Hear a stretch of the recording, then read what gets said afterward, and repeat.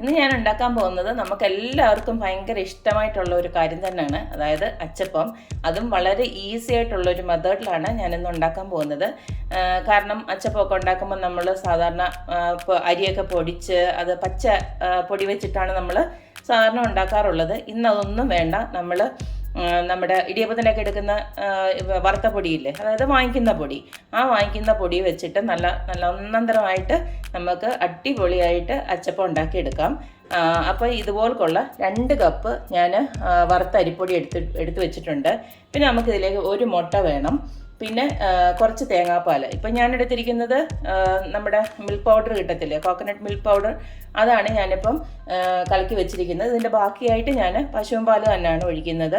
നിങ്ങൾക്ക് in case തേങ്ങാപ്പാൽ എടുക്കാൻ ബുദ്ധിമുട്ടുണ്ടെങ്കിൽ പശുവും പാലിലാണെങ്കിലും ഇത് പെർഫെക്റ്റായിട്ട് വരുന്നുണ്ട്. ഞാൻ 2 മെത്തേഡിലും ചെയ്ത് നോക്കിയിട്ടുണ്ട്. അപ്പം പശുവും പാൽ വേണമെങ്കിൽ പശുവും പാൽ തന്നെ വേണമെങ്കിലും യൂസ് ചെയ്യാം. ഇപ്പം നമ്മൾ തേങ്ങാപ്പാൽ പിഴിഞ്ഞെടുക്കുന്നതാണെങ്കിൽ നമ്മൾ 1-ാം പാൽ എടുക്കില്ലേ, ആ 1-ാം പാൽ എടുത്തിട്ട് ഇതുപോലെ നമുക്ക് ഉണ്ടാക്കിയെടുക്കാം. അപ്പോൾ ഇനി നമുക്ക് ഈ മുട്ട നമ്മൾക്ക് കുറച്ച് പഞ്ചസാര, അതായത് അവനവൻ്റെ ആവശ്യത്തിന്, അതായത് മധുരത്തിന് ആവശ്യമായിട്ടുള്ള പഞ്ചസാര വെച്ചിട്ട് നമുക്ക് ഈ മുട്ടയൊന്ന് ബീറ്റ് ചെയ്തെടുക്കണം.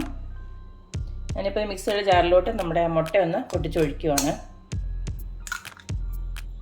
ഇനി ഇതിലേക്ക് നമുക്ക് മധുരത്തിന് ആവശ്യമായിട്ടുള്ള കുറച്ച് പഞ്ചസാര ഇട്ട് കൊടുക്കാം.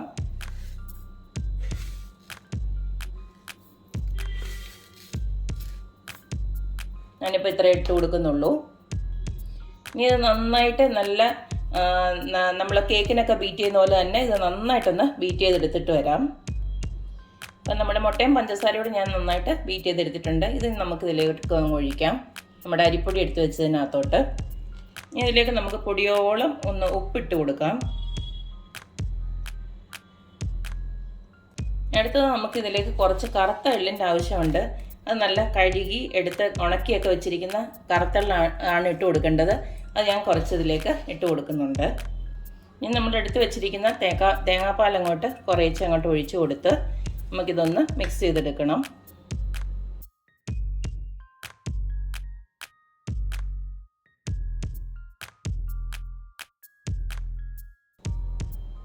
ഞാൻ നേരത്തെ പറഞ്ഞല്ലോ, നമുക്ക് പശുവും പാൽ വേണമെങ്കിലും ഇതിനകത്ത് യൂസ് ചെയ്യാവുന്ന. ഇനി ഇതിൻ്റെ ബാക്കിയായിട്ട് ഞാൻ പശുവും പാലാണ് യൂസ് ചെയ്യുന്നത്.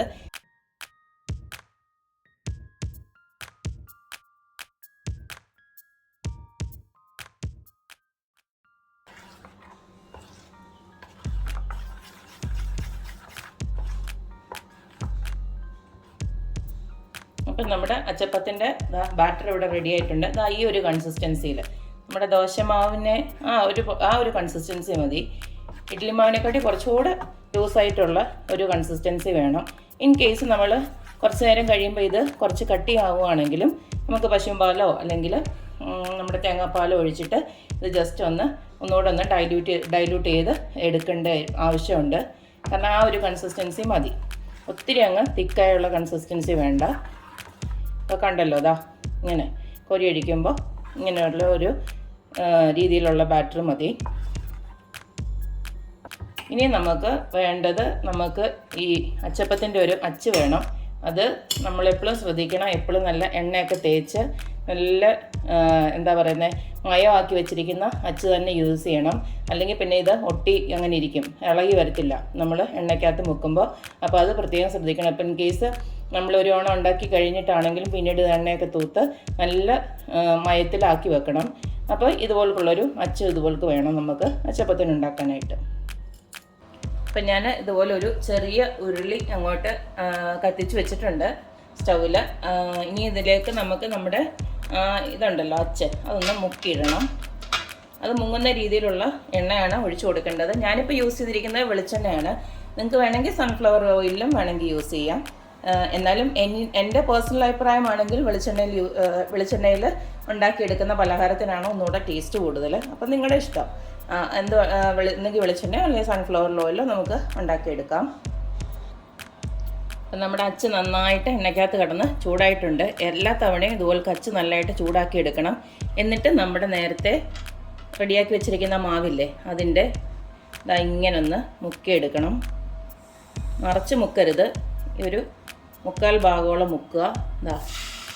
ഇതുപോലേക്ക് ഇടുക. എന്നിട്ട് 1 സെക്കൻഡ് കഴിയുമ്പോൾ ഇങ്ങനെ നാക്കി കൊടുത്താൽ മതി.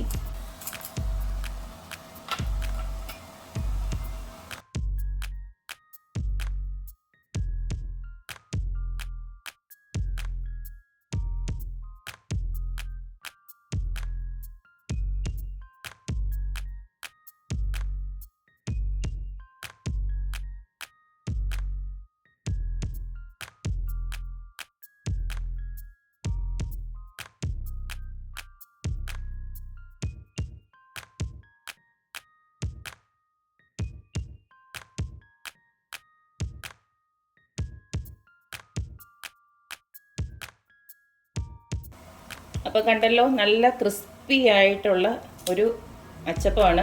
സൗണ്ട് തന്നെ കേട്ടോ, നല്ല ക്രിസ്പി ആയിട്ടുള്ള അച്ചപ്പമാണ്. വളരെ ഈസി ആയിട്ട് നമുക്കിത് ഉണ്ടാക്കി എടുക്കുകയും ചെയ്യാം. ടേസ്റ്റ് ആണെങ്കിലും നല്ല ടേസ്റ്റാണ്, ഒരു കുഴപ്പമില്ല. നമ്മൾ ഇപ്പം അരിപ്പൊടി വറുത്താണെന്ന് വെച്ചിട്ട് ഒരു കുഴപ്പമില്ല, വളരെ ഈസി ആയിട്ട് നമുക്ക് ഉണ്ടാക്കിയെടുക്കാം. അപ്പോൾ എല്ലാവരും ഈ ഒരു രീതിയിൽ ട്രൈ ചെയ്ത് നോക്കണം. അപ്പോൾ എപ്പോഴും പറയുന്ന പോലെ തന്നെ എൻ്റെ റെസിപ്പീസ് ഇഷ്ടമുള്ള എല്ലാവരും please like, share and subscribe. അപ്പോൾ ഇനി ഒരു അടുത്ത അടിപൊളി വീഡിയോ ആയിട്ട് വരുന്നത് വരേക്കും. ബൈ.